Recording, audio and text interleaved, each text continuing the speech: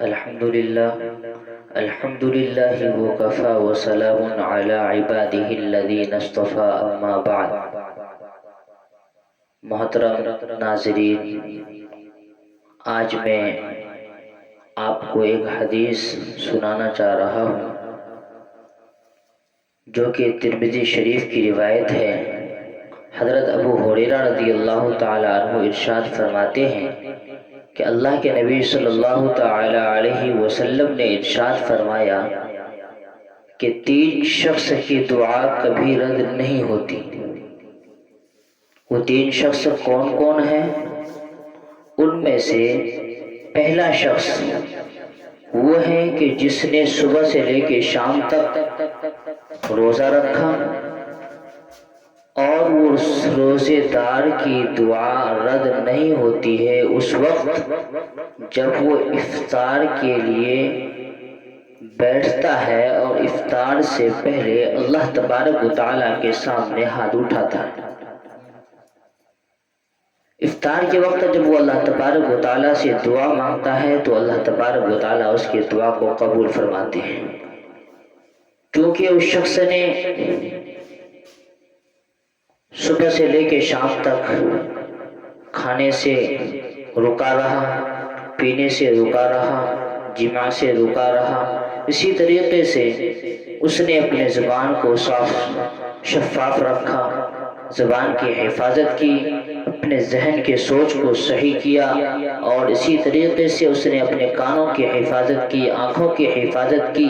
اس نے اللہ تبارک و تعالیٰ کی عبادتیں کی، اس لیے اللہ تبارک و تعالیٰ افطار کے وقت اس شخص کی دعا کو قبول فرماتے ہیں۔ اور میرے عزیزوں، ایک روایت میں ہے کہ رمضان کے مہینے میں اللہ تبارک و تعالیٰ عرش کے اٹھانے والے فرشتوں سے یہ فرماتے ہیں کہ اے فرشتوں، میرے عرش کے نیچے جتنے بھی فرشتے ہیں وہ سب کے سب اپنی عبادتوں کو چھوڑو، عبادتیں نہ کرو، بلکہ تم صرف اور صرف روزے دار کی دعا پہ آمین کہا کرو۔ جب روزے دار کی دعا کی اتنی اہمیت ہے کہ اس کی دعا قبول ہوتی ہے، رد نہیں ہوتی، تو ہمیں چاہیے کہ پابندی سے ہم رمضان المبارک کے 30 روزے رکھیں گے انشاءاللہ تعالی۔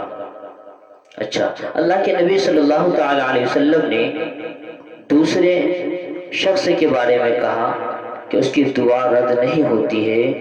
وہ شخص ہے کہ جو عادل بادشاہ، انصاف کرنے والا ہو۔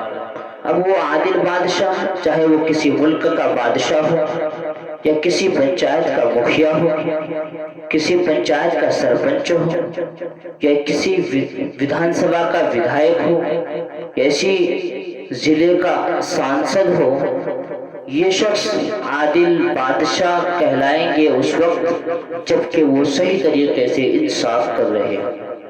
اگر وہ انصاف کا پہلو اختیار کرتا ہے، ہر ایک کے حقوق کو صحیح طریقے سے ادا کرتا ہے اور عوام کے ساتھ صحیح برتاؤ کرتا ہے، انصاف کرتا ہے، تو ایسے شخص کو عادل کہیں گے۔ اگر وہ ایمان والا ہے تو اللہ تبارک و تعالی اس کے دعا کو قبول فرماتے ہیں۔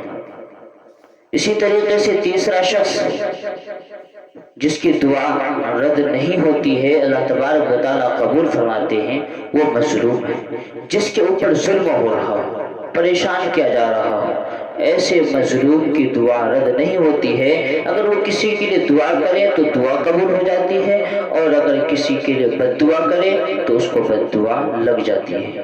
اللہ تبارک و تعالی ہمیں اس حدیث کے اوپر عمل کرنے کی توفیق عطا فرمائے۔ وآخر دعوانا الحمد للہ رب العالمین۔